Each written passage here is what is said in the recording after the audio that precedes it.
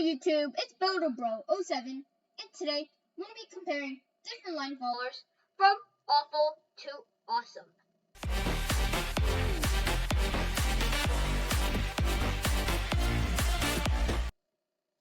Let's start off with the line followers that we'll be comparing today. So, as you guys can see, we have 4 different line followers which we'll be comparing, and we'll share a little bit about them, what they're designed to do, and the programs for them at the end. So, let's show you the simple line follower. So, the simple line follower is the most basic line follower. It wiggles a lot due to sharp turns, and it's good for rookie teams in FLL or WRO or any other competition sort of environment, and you need to know what loops and switches are before you build this line follower, which I've all talked about on my channel, so be sure to check those videos out if you haven't already. And we have the smooth line follower. So this is almost the same as the simple line follower. The turns are a bit less sharp, which is a benefit, but it still has a bit of trouble on sharp curves. And it is good for rookie teams, and you need to know loops and switches as well. So those are very similar, and now we're getting a little bit more complicated and a little bit better. So we have the 3-stage follower. It is best for straight lines, which you'll see a lot of in FLL, but you need to learn the proportional line follower before this, and you need to know nested switches.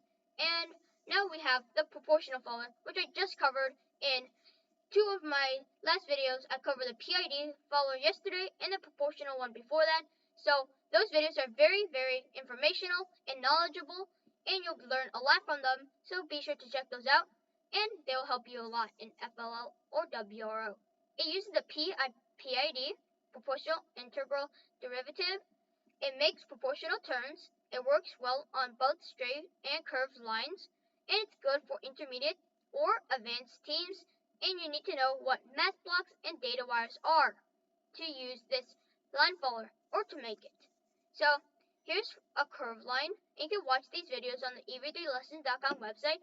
I highly suggest you to check those out because I've based lots of my videos on them, and they are very, very educational, and they help you learn the basics of EV3 for all skill levels, and they'll improve your knowledge over time. So we have the simple line follower, smooth line follower, 3-stage follower, and proportional follower. And now we have the straight line, and you can watch these videos, and you can find these challenges on the website. So here's a note about our programs or solutions that they have come up with. So here's Calibrate. The programs use the EV3 color sensor in light sensor mode. You'll have to calibrate your sensors, and you can watch this video on my channel. We have the ports. The color sensor is connected to port 3, and for which side of the line the program is used for, and then you can take note of which side the line the code is written for. So first off, we have the simple line follower, and I'll be talking a little bit about it. So with the simple line follower, and the goal of this program is to create a very simple line following program to follow the left side of a line. And this is the most commonly taught program for beginners and younger members. And this program uses the color sensors in light mode, and this means that you have to calibrate sensors, like I said before. So we have the switch block right here inside the infinite loop, and the switch checks if the robot is reading white or black because it has the greater than 50, and we learned about that a couple of videos ago. And we have the notes right here that don't really do anything but show the reader what is happening. So if the robot reads white, it turns right sharply, and it is the opposite. As the robot sees black, then it turns left sharply. And this will run forever until you press off. And you probably want to line follow only for a certain distance. You can change this by clicking this icon right here. And we have the smooth line follower now. So the smooth line follower is to create a simple line follower but smoother than the first. This line follower will be smoother because it makes less sharp turns. The only difference between the simple and the smooth is the angle of the turns. So it's all the same except the angle. So as you guys can see, this was 50 and 25, negative 50 and 25. This is 25, 25, negative 25, 25. And you can always adjust these values based on how smooth or how sharp you want your line follower to be, or how fast or how slow. So now we have the 3-stage follower. It's a bit more complicated, as you guys can see. So let's go over it. And here's a note. They present this line follower because many teams talk about a multi-stage line follower and want to know how to write one. One team recommends that you avoid this program and learn to make a proportional line follower, which is what I did in a couple videos ago. So note 1, if B is your right motor, this program will follow the left side of the line, and if B is your right motor, like opposite, this program will follow the right side of the line. So to change this, simply switch motors B and C. So we have this program's goal is to make an even smoother line follower and to end after the robot has traveled a certain amount of degrees. And so this program is the same as the smooth line follower except for one thing.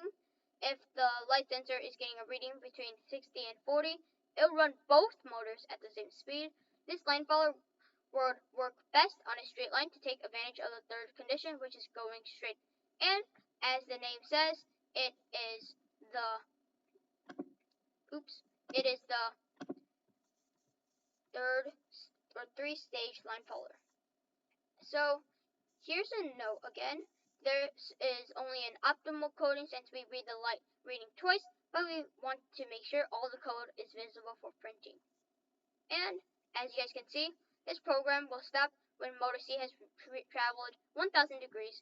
And we have the motor reset right here. We have the loop, which ends after motor C has traveled 1000 degrees. We have the switch block inside, and we know the switch block inside the X condition. So if it's correct, it does 25 and 25 speed, and it turns right slightly. And right here, if it's not that, it does another switch condition for this, and it's basically going forward 25 speed. If the reading is between 60 and 40, it goes straight, and if not, it turns left slightly, negative 25 and 25, which is the opposite of this. Finally, we have the proportional pseudocode, so you can find this on the avdlessons.com website once more, and the line follower, which we covered in our proportional control lesson video, so check those out if you haven't already. PID pseudocode, so we covered this in the last video, and we have the PID code. So these are all the line followers. So as you guys can see here, we have just finished all the line followers, and that has been today's video. Be sure to like and subscribe if you haven't already. That really helps me out a lot, and you'll see many benefits of becoming a subscriber. And be sure to turn the notification bell on to not miss any videos.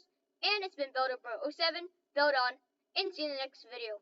Have a great day, and peace.